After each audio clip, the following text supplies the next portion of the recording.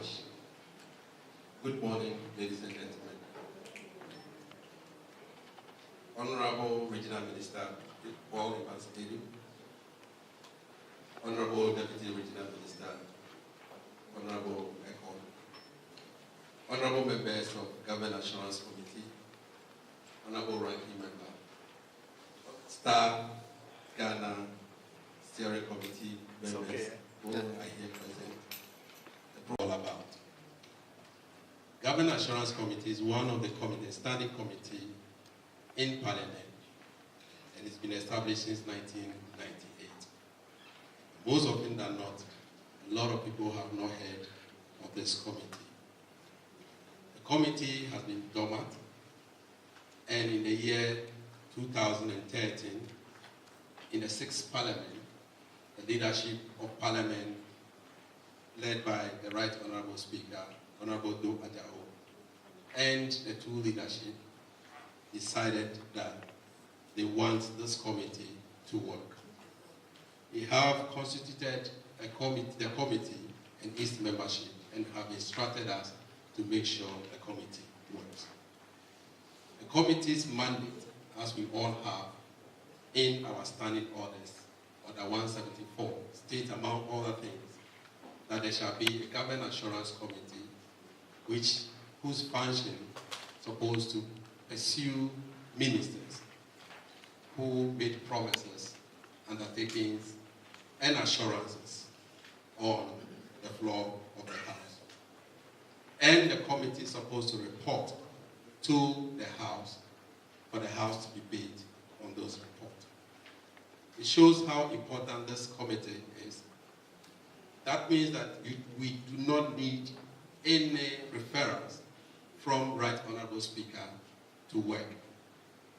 We are supposed to follow through all promises and undertakings and assurances from ministers from time to time and report to the House. The Right Honorable Speaker and leadership decided that they'll look for funding for this committee. I think it's time for our ministers to sit down.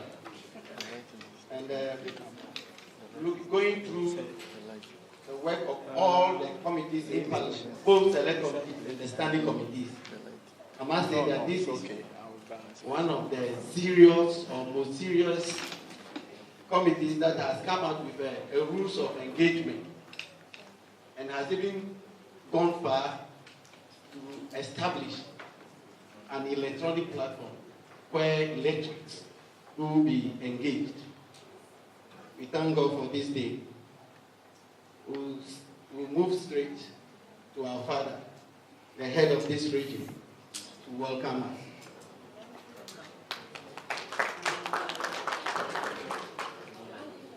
Thank you very much. Honorable Chairman of the committee, Honorable Ranking Member, Honorable Deputy Minister, officials of Star Ghana, colleagues, members of Parliament, the press, ladies and gentlemen. It is indeed my great pleasure to have you here in the region for the launching of a manual by your committee, which is a standing committee of Parliament. And on behalf of the chiefs and people of the Western region and the Regional Coordinating Council, I welcome you to this region, which is the only region which has an oil city. And I have to especially welcome officials of Star Ghana who are also here in their first duty tour the region after my return of 1 year duty or a national service of the Broad Alpha region. And I can also say that about 99.9% of Ghana's oil and gas Again, there are many tourist sites that make this place enjoyable.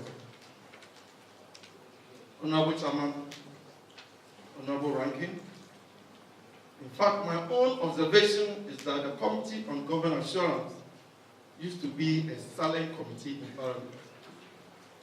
It has never been a strong committee as one would have expected. And as a result, the general public did not feel the existence of this committee in the structure of parliamentary work. I'm therefore particularly happy that this committee is taking the lead to launch a manual which will go a long way to make the executive more accountable to the legislature. I'm very happy to note that the sixth Parliament of the Fourth Republic, under the able leadership of Mr. Speaker, is making everything possible to make this committee very active. I'm already informed that Star Ghana, as usual, is supporting the committee to fulfill its mandate.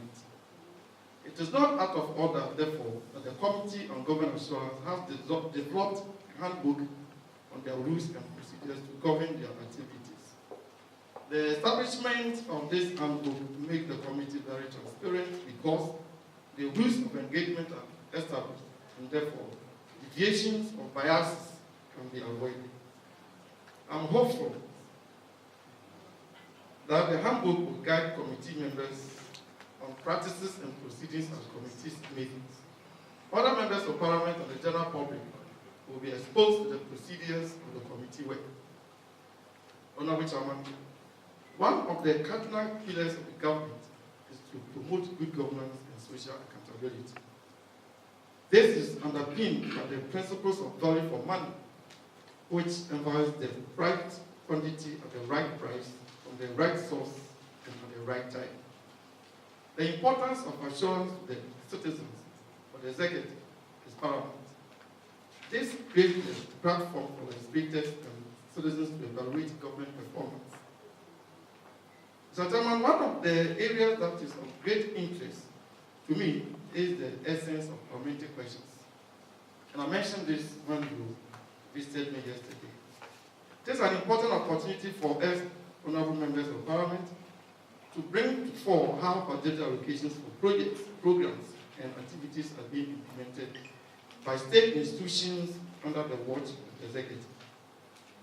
Questions put to ministers by parliamentarians are meant to put the executive on its toes and also to test the efficiency of the people in whose hands budget allocations have been placed for various developmental needs of the people. Honorable Chairman, we have had occasions where the same questions put during different sittings of Parliament have different answers, creating a vital and vibrant environment for conflicting political discourse. Now that we have vibrant Committee on Government Assurance, we must ensure that ministers are bound to have one answer for a specific question at any time and whenever. Another teething issue is the impact of the failure of ministers to fulfill assurances to enhance the work of MMDs, municipal, metro, district assemblies, and the regional coordinating councils. This is a critical issue that should draw the attention of the committee in the wake of the implementation to a decentralization policy. And this I'm talking about the reasons of the Common Fund, the DDF, and other funds. Our strength of representing the people is how best we commit ourselves to truth. Misappropriation and unnecessary misapplication of funds must not be entertained in the present democratic dispensation. Mr. Chairman, I want to take this opportunity to show my appreciation to the Committee on Government Assurance for this brilliant innovation and developing a handbook on rules and procedures.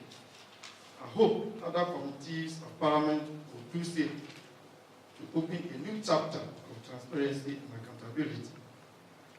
I also want to thank Mr. Speaker and Star Ghana for their support for this project. In anticipation that the committee should remain vibrant, I want to especially suggest to Mr. Speaker that Parliament makes available adequate resources for the discharge of its responsibilities. That's the responsibility of this committee. So, Chairman, finally, I want to thank the organizers for choosing the Western Region for the launch of the handbook, the Rules of Procedures for Government Assurances Committee. Of course, you know that the best comes from the West. Our chiefs and people are happy you are here and find time to visit our beautiful tourist sites, especially our viewing beaches, some of which are just behind where you are. Once again, say Akwaba.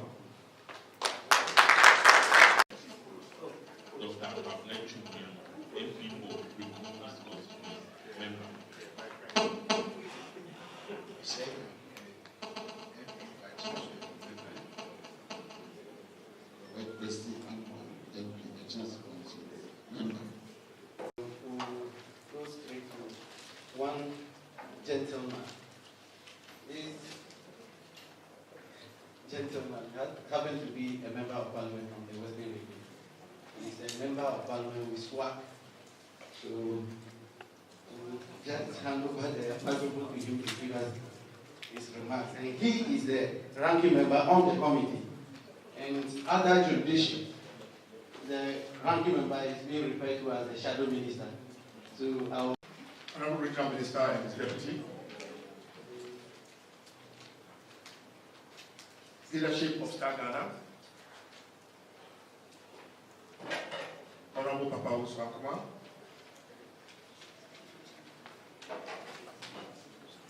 honorable members, good morning.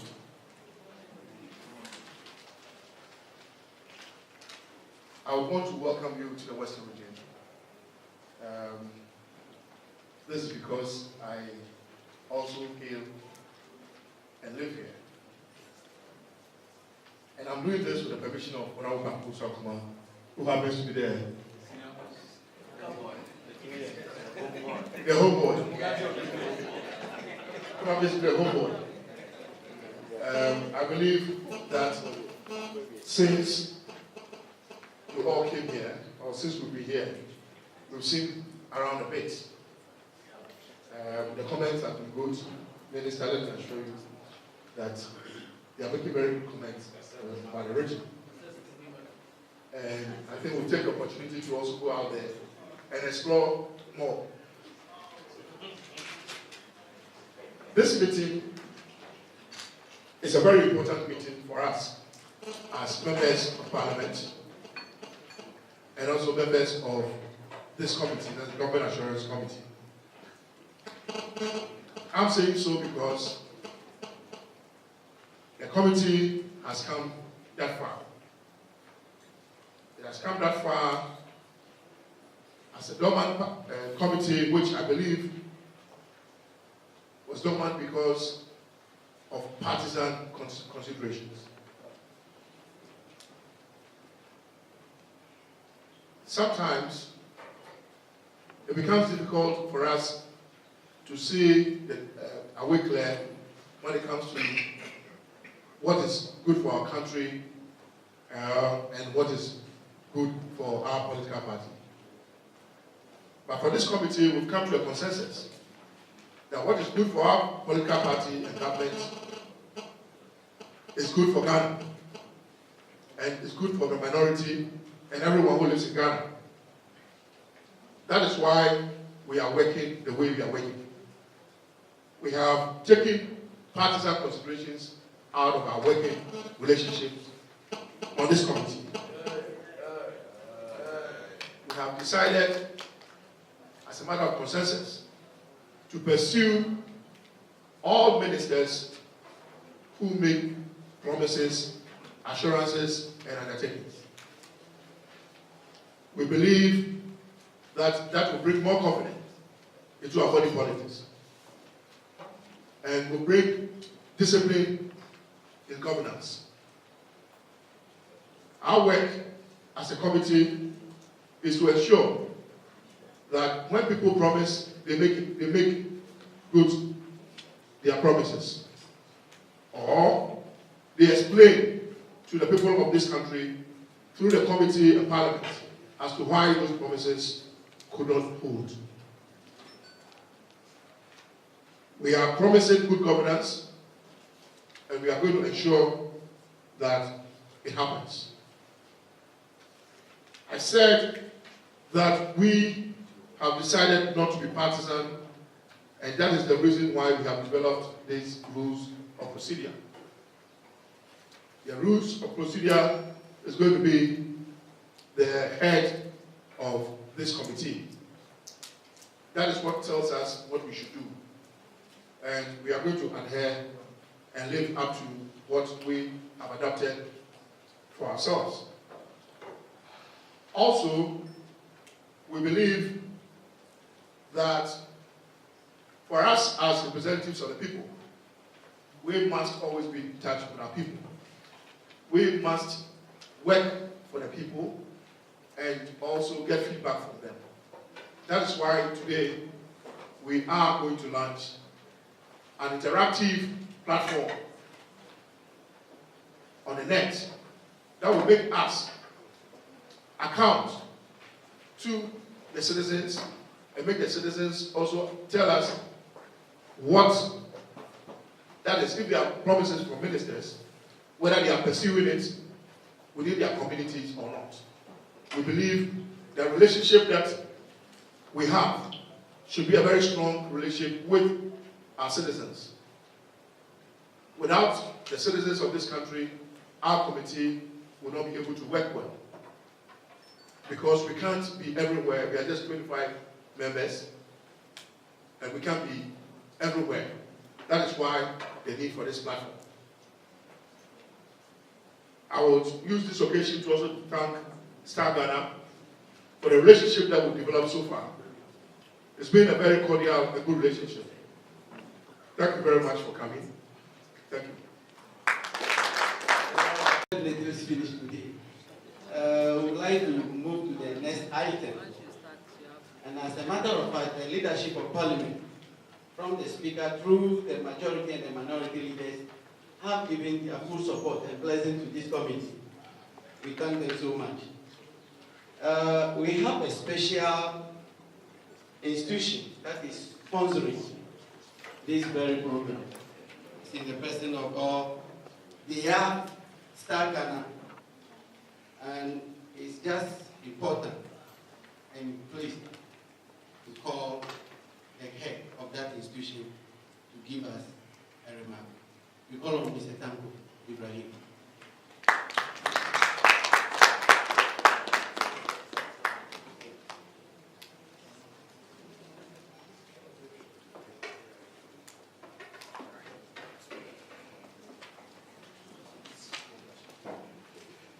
Mr. Chairman, I would like to crave your indulgence to stand.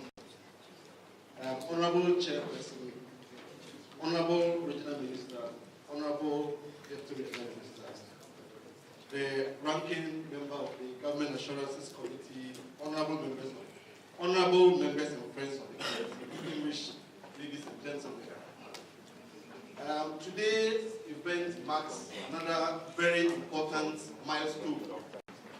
I remember for us in Star Ghana, the journey started with a very, very impassioned plea from the chairman, who cornered me in one of the corridors of Parliament and said, however you do it, the Government Assurances Committee has to be part of the committees that Star Ghana will be funded. And indeed, he made such a convincing case that we set aside the criteria, added the Government Assurances Committee, and the rest, as they say, is history. I would like to start by appreciating the courage, the patriotism, and the commitment of the chair and members of this committee as they seek to undertake this very important initiative.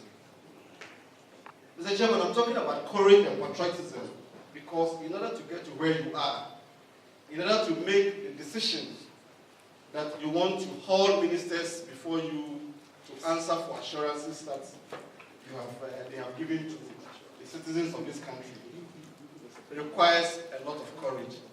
It requires the courage to reach across partisan lines, to look beyond whose party is in power, and not to give a damn about which minister's office go, but that to serve the supreme interest of this country.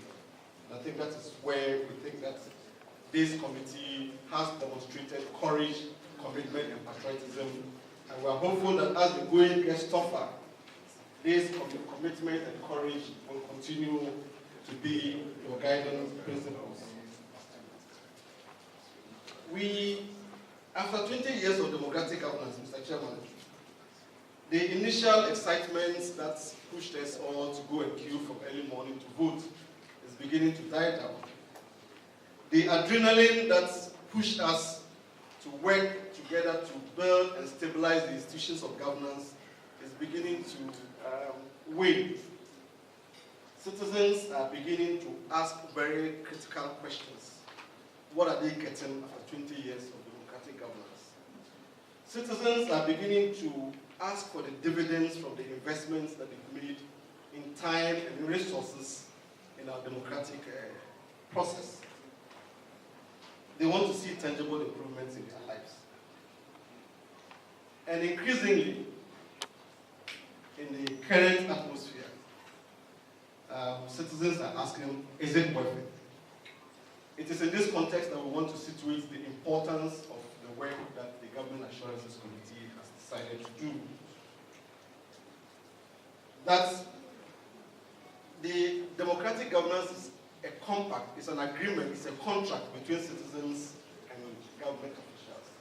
We vote for you based on the promises that you've made, and we expect that these promises are translated into action when you are in power. Anytime this agreement is broken, it undermines trust in leadership, it undermines trust in governance, it undermines trust in our democratic institutions, and ultimately it undermines the very foundations of our governance. So any action that seeks to build the trust, to strengthen the trust, is an action that promotes our governance. And I think that in this sense, what we are seeking to do has triple importance. Hold leadership of this country to account, build and strengthen citizens' trust in institutions of governance, and ultimately strengthen and consolidate our democratic governance. The decision to reach out and use social media, working in partnership with PEN Plus Buy, I think qualifies you, Mr. Chairman, to add the term high-tech committee to the other acronyms. Because for us, beyond using it to achieve your mandate, you are providing a template. You are providing very useful lessons that other institutions of governance beyond committees of parliament can use and strengthen citizens' engagement and involvement in governance. We are happy to be part of this very exciting and very innovative journey.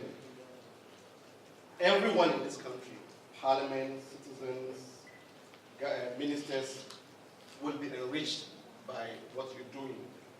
And we wish you the best. We will work with you, with our support, with our prayers as you seek to achieve these laudable objectives. God bless our homeland, Ghana, and thank you very much. Members of Parliament, because of the program we are coming to launch this morning.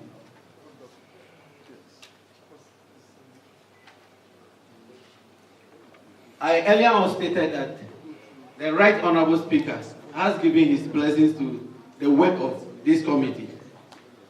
Hence, the leaders, the majority and the minority leader, Honorable State Chairman Zambozu, Dr. Kumbo, they all supported them, and they wish to be here to see what is going to happen today.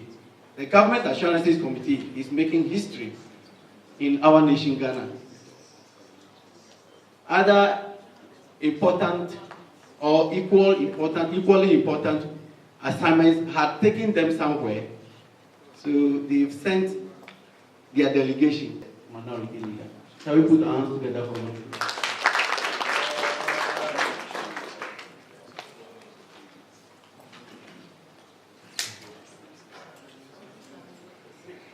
Honorable Regional Minister,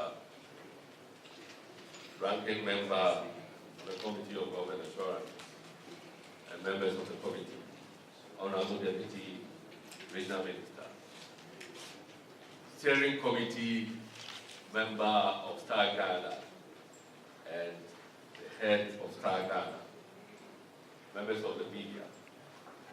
It is a pleasure to be with you this morning.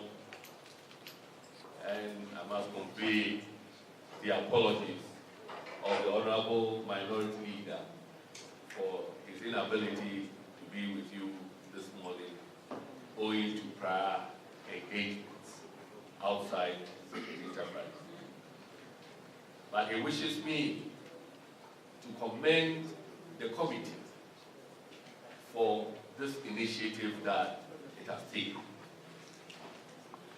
As a democracy, Ghana has been touted as a leader in Africa.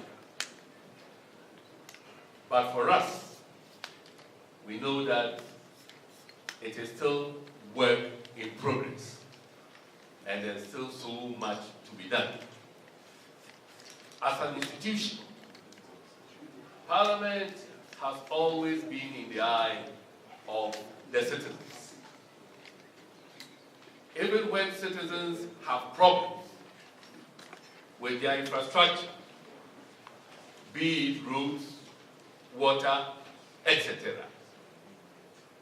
they question their MPs. But the structure of our constitution is such that it is not Parliament that implements policies.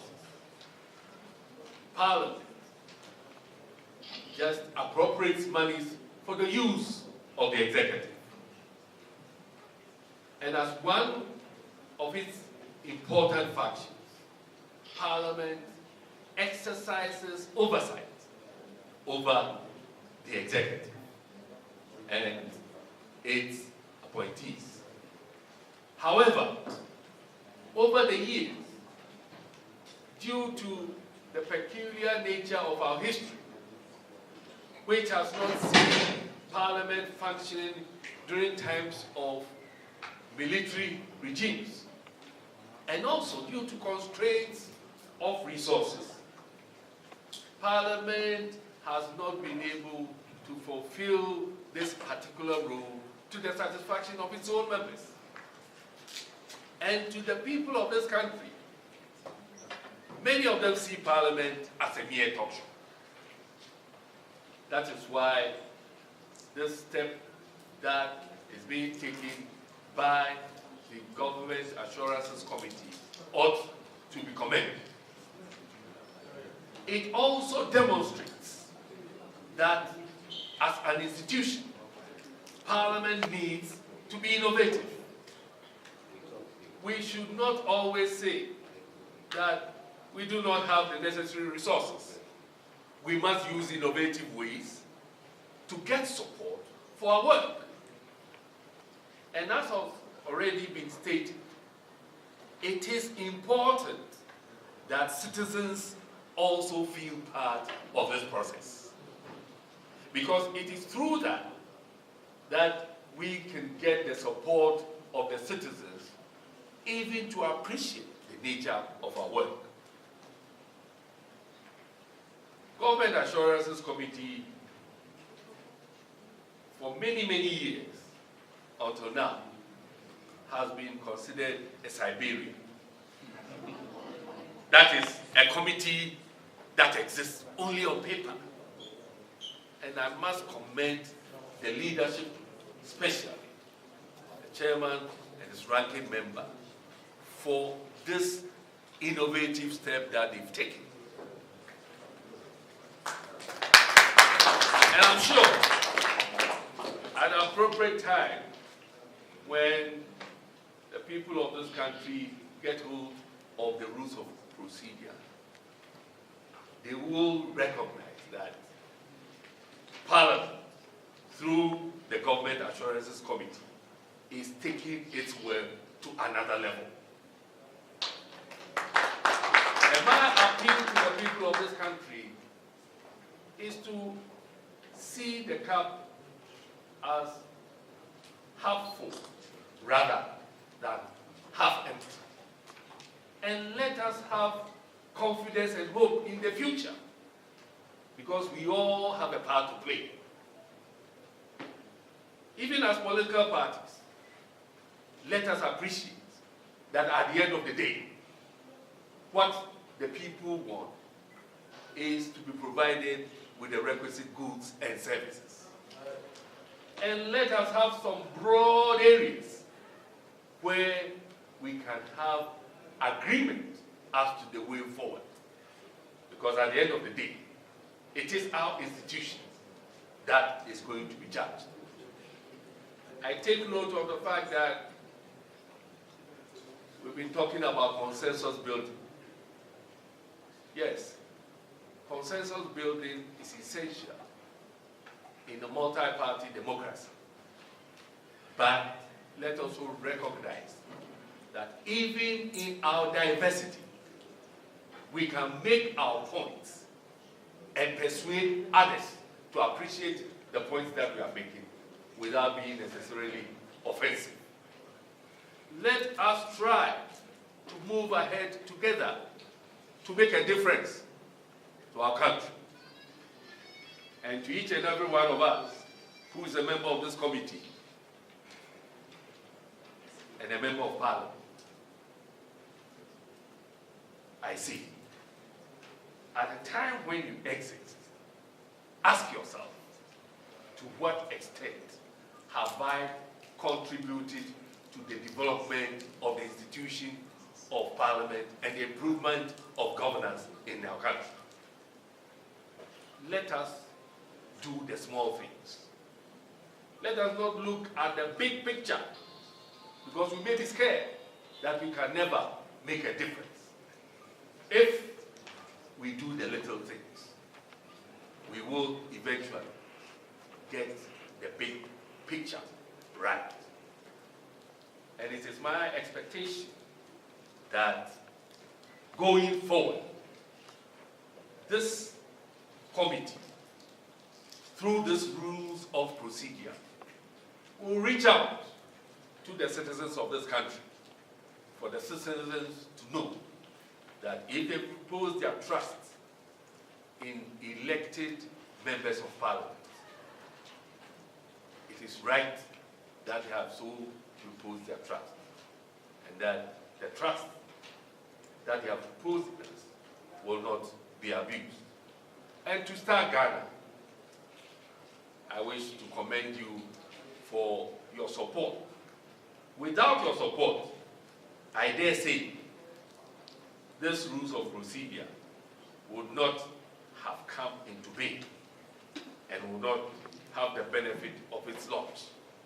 But as I always say, for me, the greatest task ahead is to let the citizens have the confidence that they can make a difference in this country, and that when they vote for people, they can hold them to account, because that is their task. The world will not wait for us as a country.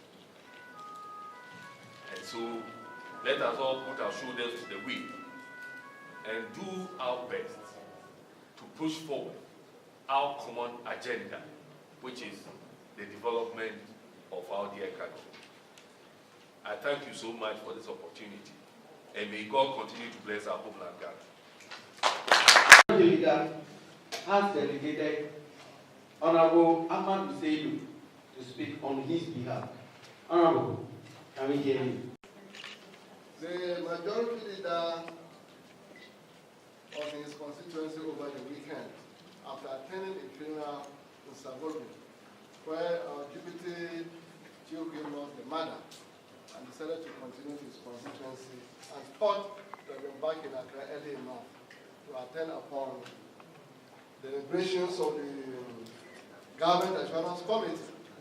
Unfortunately, he wasn't able to do so as a result of other development in his constituency. I therefore wish on his behalf to render his sincere apologies to this committee for his inability to be here in task. In his place, I feel highly honored to be raised to the status of an acting majority leader.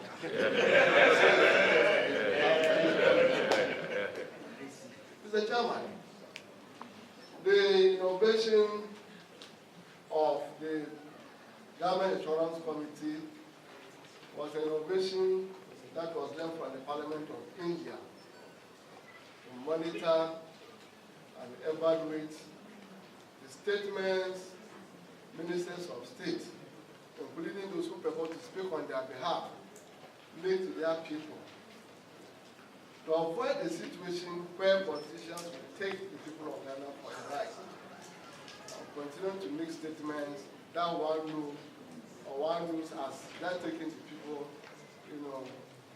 for the purpose of it. So the idea of the Government Assurance Committee, which is now found in all political jurisdictions in the world, is to make sure that we hold people to account for what they say, when they know that in their hearts they do not have any government program or policy to effect what they say.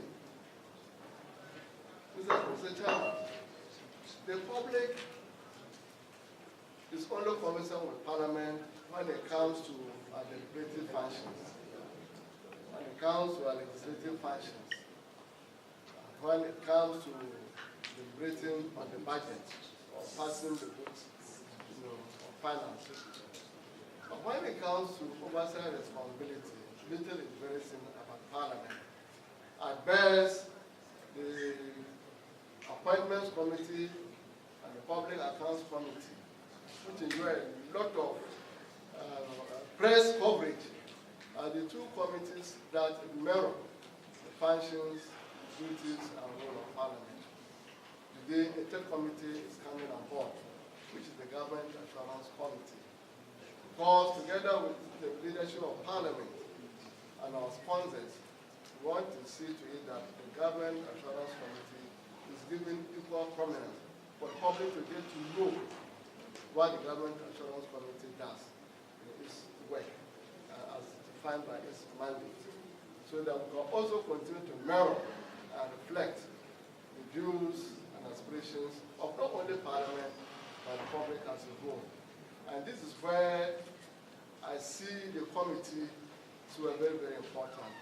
And I will not be surprised, Mr. Chairman, that both the press and the public and civil society organizations are likely to redefine your role and give you additional mandate. And you must understand that rightly so, because I believe that it is going to serve as a platform for the public to send in their complaints, to report on issues that they think need the attention of this committee. Therefore, in spite of the fact that we have,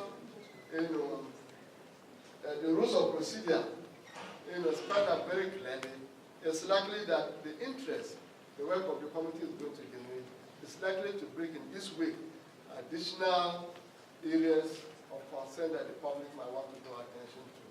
And I just want to plead with you that while we are working in the supreme interest of the people, then we must also be prepared to take on board their hopes and aspirations as time goes on. And Mr. Chairman, let me thank our speaker and the leadership, specifically the majority leader and the minority leader, for all the support they have given this committee and continue to give to this committee. I have been a member of this committee, and I have been involved in the work and the deliberations of the committee, right from the beginning to the end. And the product and the end product here, I must say that I have been part of it with other members who are here with us today. It's a very good work, and this really has been achieved.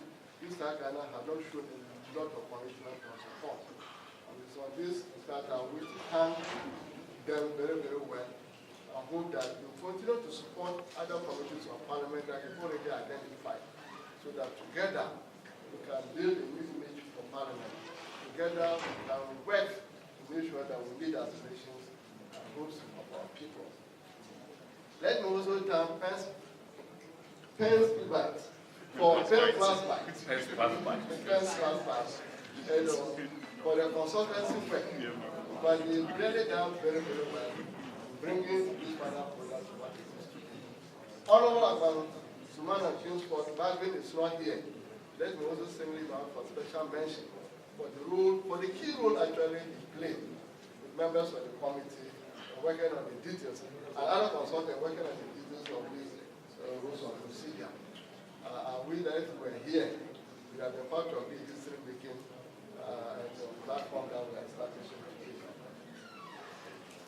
Mr. Chairman, as a committee of parliament, which is breaking new ground, I now wish to appeal to members that let's take our work very seriously. Let us show commitment in our deliberations and making sure that we always attend upon the work of this committee. And my colleague said, we need to be bipartisan, whatever we have to do. Only then that the public will see the work that we are doing. While we introduce partisanship in it, that it destroys the very core of the objectives of the committee. Naturally, as in the country, we know that as members of parliament, we are here on different platforms. We belong to different political parties. And this already gives us the image or the tag of being partisan. While partisanship is good for the democratic governance, when it comes to national interest, let us value our partisanship aside. We can work to achieve consensus, and above all, to meet the aspirations and the hopes of the people of Ghana. I wish you, Mr. Chairman, your committee, very happy deliberations.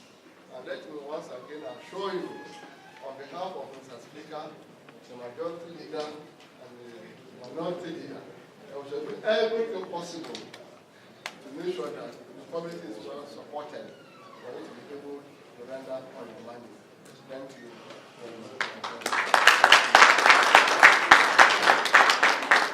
Thank you so much. Thank you so much. Please, on behalf of the chairman